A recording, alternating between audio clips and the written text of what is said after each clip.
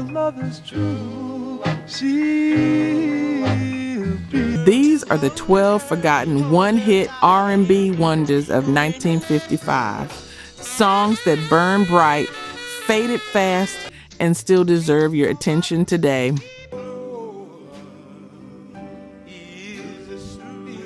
Number 12, When You Dance by the Turbans. You'll squeeze her, yeah, with all your might. The song almost never happened. Their label wanted to push the A-side, but DJs kept flipping it over. When You Dance by the Turbans wasn't supposed to be the hit. Released on Harold Records in July 1955, it sat on the B-side while the label promoted Let Me Show You Around My Heart to regional stations. But something unstoppable was building. The song's Latin-tinged rumba beat felt revolutionary for doo-wop. A rhythmic choice that would later influence the Drifters, Save the Last Dance for Me, and countless others. 17-year-old Al Banks soared into falsetto, while the group's tight harmonies created what some historians credit as the moment when backing vocals literally sang doo-wop, doo-wop, possibly naming the entire genre. By November, it cracked both charts, number 3 R&B and number 33 pop, staying on the charts for 5 months straight. But momentum died fast. Harold Records couldn't replicate the magic, follow-ups lacked the spark, and constant lineup changes fractured the group's identity. Their second single flopped. By 1957, they were playing oldies circuits instead of recording new material. Proof that even the most influential sound can vanish if the machine behind it stops pushing.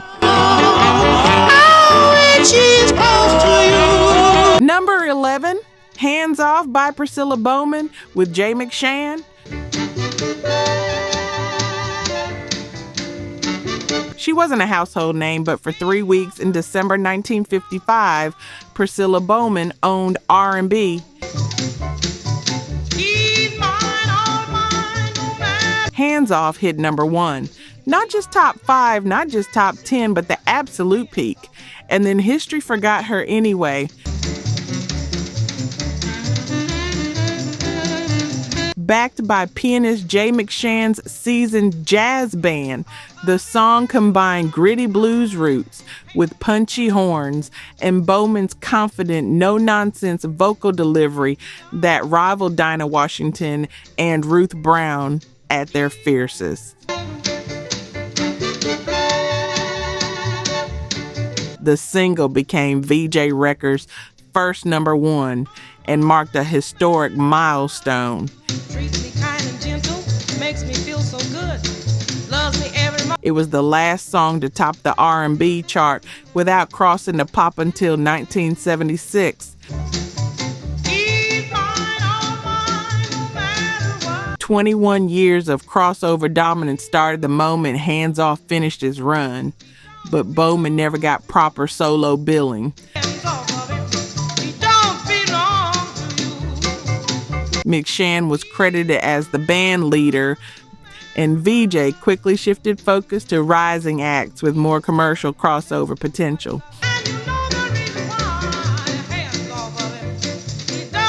Her follow-ups went unnoticed as R&B pivoted towards smoother teenage doo-wop sounds. By 1956, her name was already fading from marquees. A powerhouse talent buried by industry politics and poor marketing before she ever built a solo legacy. Take your hands off of You know what breaks my heart a little? Only 1% of the people who watch R&B vinyl are actually subscribed. 99 out of 100 of you keep coming back, vibing with the grooves, feeling the stories, reliving the voices that built soul itself, but you still haven't hit that button. Think about it. You've spent time here, maybe even rediscovered a song that hit you right in the chest. And yet, you're walking away before the next track drops. Subscribing costs nothing, not a cent. But it means you'll never miss the moments that remind you who you were when that record first played. R&B vinyl isn't just music. It's memory, it's heritage. It's the pulse that still beats under everything we love. Don't just listen from the sidelines. Be part of the 1% who keep the soul alive. Hit subscribe, stay, groove, and keep the record spinning with us. Number 10, Story Untold by the Nutmegs. Well, here in my heart, there's a New Haven, Connecticut produced a ballad so heartbreaking, it briefly rivaled the biggest doo-wop hit of the era. in my heart, there's a Story Untold by the Nutmegs hit number 2 on the R&B chart in the summer of 1955, right from the start. just behind the Behemoths, with lead singer Leroy Griffin's tremulous, unusually powerful falsetto carrying lyrics about lost love that felt intensely personal.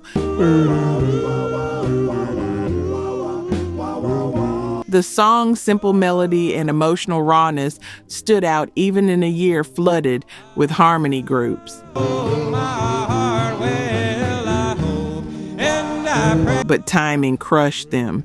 The Crew Cut swooped in with a pop cover that hit number 16, effectively killing the Nutmegs' crossover momentum and cutting their chart run short. She'll come back to me for his. Meanwhile, Herald Records, their tiny label, lacked the promotional muscle and national distribution to compete with major labels, churning out bigger, more polished acts. Legal disputes over songwriting credits didn't help. Their follow-up, Ship of Love, managed number 13 R&B, but radio had already moved on. By 1956, they had vanished from national attention entirely, remembered mostly by collectors hunting for that one perfect moment when street corner harmonies reached their emotional peak, then got swallowed by an industry that moved too fast to look back. From raw heartbreak to gentle pleading, the next group turned loneliness into melody, but their identity crisis destroyed everything.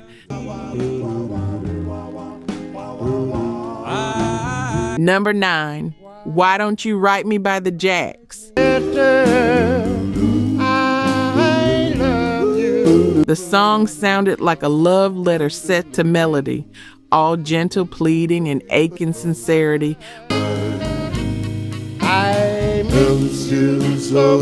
Why Don't You Write Me by the Jacks climbed to number 3 on the R&B chart in 1955 and spent 14 weeks there, long enough to mean something.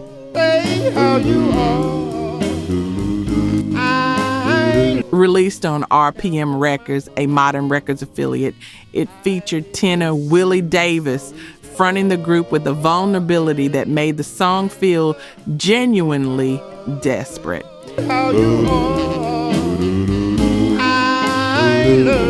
But here's the twist nobody expected. The Jacks were also the Cadets. Same 5 singers, different label, different name.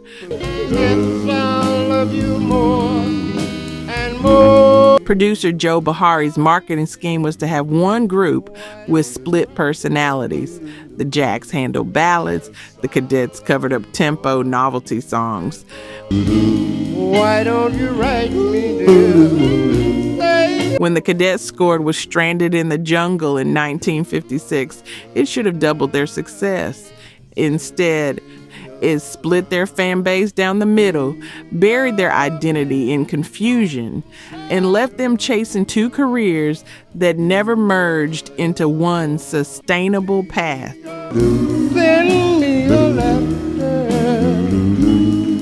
Their follow-up struggled for airplay as better promoted groups on major labels dominated playlists. By the late 50s, both identities had faded, proof that even a top 3 hit can't survive when nobody knows who you really are. Yes, it's you I adore. Number 8, Adorable by the Colts. A dream came to me. You're all Adorable was one of those perfect mid-50s moments where everything clicked, smooth harmonies, heartfelt lyrics, and production that felt both polished and emotionally raw. shot. You started my heart. Released on Modern Records in 1955, it climbed to number 11 on the R&B chart and gave the Los Angeles group their first taste of national attention. Heaven stars. But instability was already eating them from the inside. Lead singer Eddie Jones left almost immediately after the hit. Sweet as can be, you're adorable. And Modern Records, busy with bigger priorities, shifted promotional focus to acts they believed had longer potential. Oh, you adorable one. Without consistent marketing muscle or a strong follow-up, the Colts couldn't capitalize on their breakthrough moment. Ever be. Their harmonies had polish, but they lacked the distinct musical identity needed to stand out as R&B rapidly evolved toward gospel-driven soul and more aggressive production. Because you thrill me. By 1957, they disappeared from charts completely. You're adorable. Adorable endures on nostalgia compilations as a small gem. Because you thrill me so. A glimpse of West Coast R&B's smoother side before the scene moved on, leaving the Colts behind with nothing but one lovely song and what might have been. All that I hoped my love would end. If these classics are hitting you the way they hit 1955, drop a like and subscribe. It keeps the groove alive and makes sure this channel lasts forever. Must have come from heaven. Number 7, The Door Is Still Open to My Heart by the Cardinals.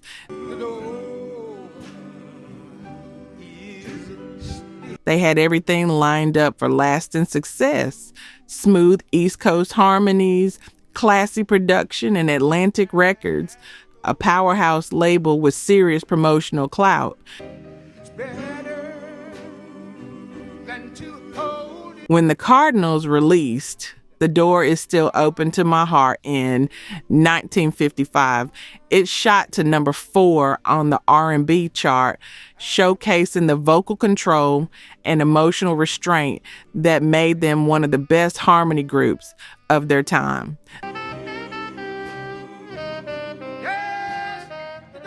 The slow polished ballad felt custom built for late night radio and teenage slow dances, but Atlantic's roster was exploding. Like the honey. Ruth Brown, Ray Charles, and the Clovers were breaking bigger, demanding more attention and resources.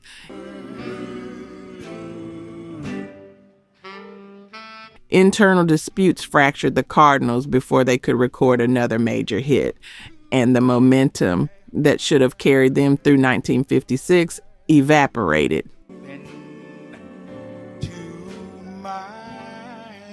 Years later, when Dean Martin revived the song and made it his own, few listeners remembered who recorded it first.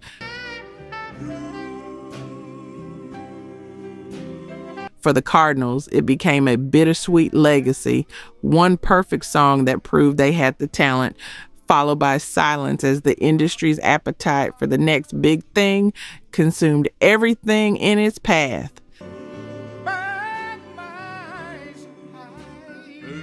Their door stayed open, but nobody walked through. From East Coast Polish to New Orleans swagger, the next group captured a city's sound before anyone knew what to call it. Number 6, 21 by the Spiders. 3 times 7 just made 21.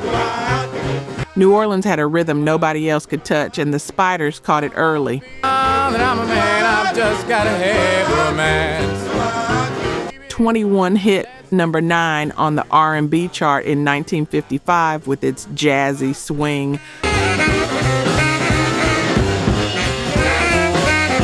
Playful vocal exchanges, and that loose, infectious groove that would later define the city's R&B legacy. When I come back, baby, don't be mad at me. Released on Imperial Records, the song hinted at what Fats Domino would turn into an empire just months later. Let's do a fancy dance. But internal chaos ruined everything. Lead singers left mid-tour. Management disputes members apart just as momentum was building. Mad at me, 'cause I'm full of fun. Meanwhile, Imperial Records, recognizing Domino's crossover potential, poured all promotional resources into making him a national star. Going out, baby, and have myself some fun. Leaving the Spiders without the push they desperately needed. Do a fancy dance. Come on, baby. Their sound, rooted in early jump blues, suddenly felt dated next to the smoother doo-wop harmonies flooding radio from every direction. When I come back, baby, don't be. Within a year, they were gone from the charts, their name buried under Imperial success stories. Today, 21 occasionally surfaces on New Orleans R&B compilations. A reminder that the Spiders helped define the groove that made their city famous, then got erased from the story before it was even told.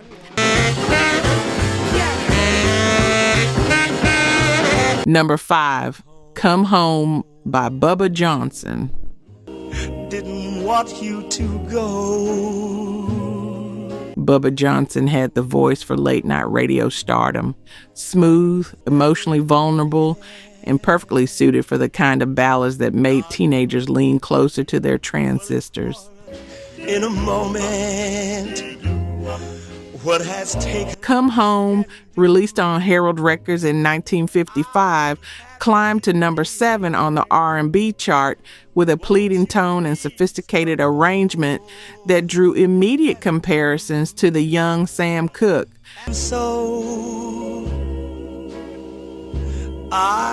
But Herald Records couldn't deliver. The label lacked strong national distribution, and Bubba's follow-ups never reached audiences beyond regional pockets. Give love another try. By the time R&B's tastes shifted toward teenage doo-wop energy and gospel-influenced shouting, his crooner style felt like a relic from a different era. Funny, what a quarrel. Even though he was still young, still talented, still capable, a later move to King Records came too late. After so many thrills, The momentum was gone. The window closed. Come Home faded quietly, remembered mostly by DJs who loved his sincerity but couldn't keep him on rotation once the next wave arrived. please come home. Johnson's story became depressingly typical for 1955. Real talent, one hit, and a career cut short by an industry that valued youth, novelty, and whatever sound would sell tomorrow over whatever brilliance existed today. Didn't want you to go. R&B was exploding nationwide in 1955. Every city had its scene, its sound, and its one miraculous hit that never got a second chance. What a quarrel can do. Number 4, Chop Chop Boom by the Dandelions. Chop Chop Boom was everything that made early doo-wop irresistible. Tight harmonies, a nonsense hook, and a shuffling rhythm that made Chicago teenagers move without thinking. Released on States Records in 1955, it climbed to number 10 on the R&B chart and looked like the start of something lasting. But States was tiny, a Chicago-based subsidiary of United Records with limited reach beyond the Midwest. When the label folded shortly after the single peaked, the Dandelions lost their promotional lifeline entirely. I had a talk with my baby, Lord, I tried to find out. Follow-up singles couldn't get meaningful airplay without national distribution. They tried again under different labels, but nothing recaptured that first spark of infectious energy.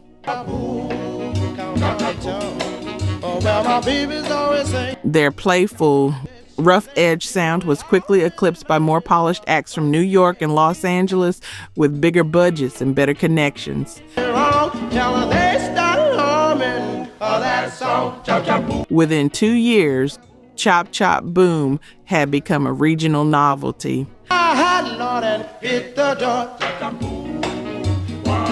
A hit that survived only on Chicago jukeboxes and in the memories of collectors who recognized it as the moment when doo-wop's nonsense syllables became the entire point, the pure joy of sound mattering more than meaning.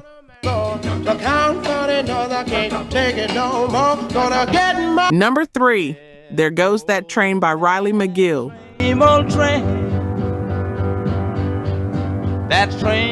Riley McGill's There Goes. That Train was a smooth, aching ballad that sounded like it belonged on midnight radio. Darling, darling, there's a guy. Soft sax, tender delivery, and a mellow groove that felt like Philadelphia soul before the term existed.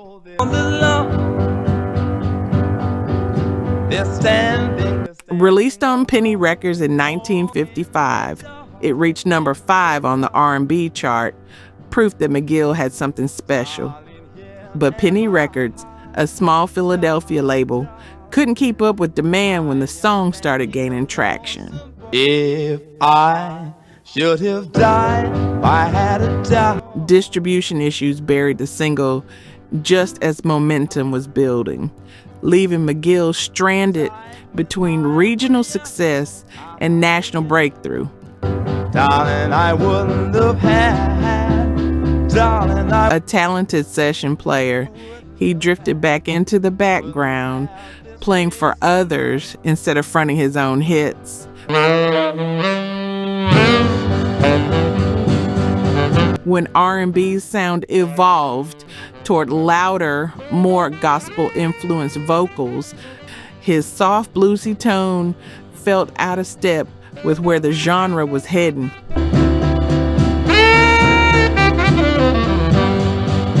There Goes That Train faded into collector history, a song that deserved better promotion, an artist who never got another shot at the spotlight, and one more reminder that talent alone couldn't overcome poor distribution and bad timing in an industry moving faster than anyone could keep pace with.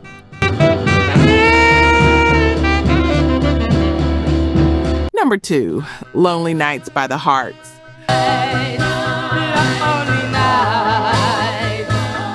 Lonely Nights by the Hearts was a New York street corner anthem that hinted at girl group magic years before the Supremes made it mainstream.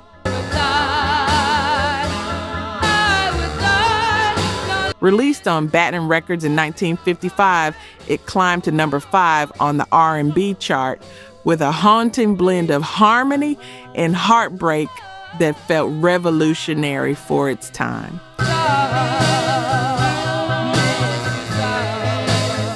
The group, high schoolers Louise Harris, Joyce West, Hazel Crutchfield, and Forstein Barnes, were discovered at the Apollo Theater by manager Zell Saunders, who fought to get them recorded in an industry that had little interest in female R&B groups.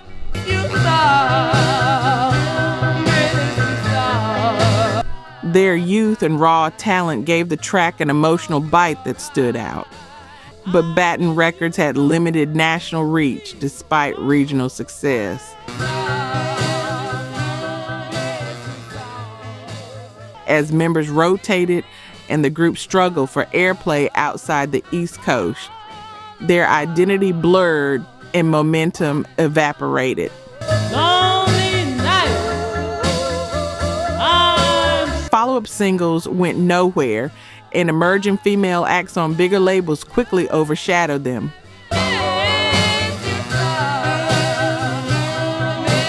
Still, Lonely Night stands as a blueprint for the emotional girl group sound that dominated the early 60s, proof that women could lead in R&B, that street corner harmonies weren't just for the boys, and that sometimes the pioneers get forgotten while later arrivals claim the glory.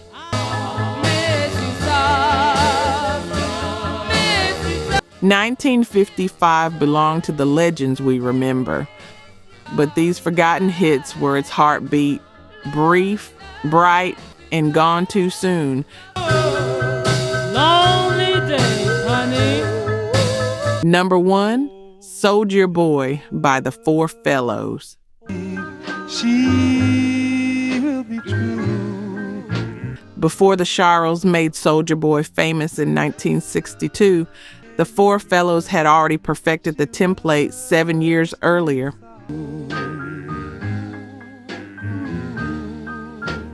Their 1955 version blended military devotion with doo-wop smoothness, climbing to number 4 on the R&B chart and briefly crossing into pop radio.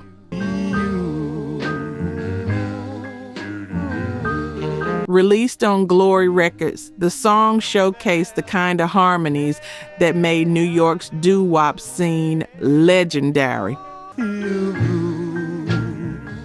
Don't you believe? Written by David Jones and Larry Banks, both Korean War veterans who'd recently returned from combat, the lyrics carried genuine weight, turning service and longing into something universal. Your love is true. Recorded at Capitol Studios with an all-star backing band featuring Sam the Man Taylor on sax and Panama Francis on drums, Soulja Boy had everything needed for lasting success. That she was meant for only. Alan Freed spun it relentlessly on Winds, spreading it like wildfire, but after the hit, everything collapsed. Soldier boy, tell me why. Management disputes, poor promotion, and constant touring with little pay destroyed the group's cohesion.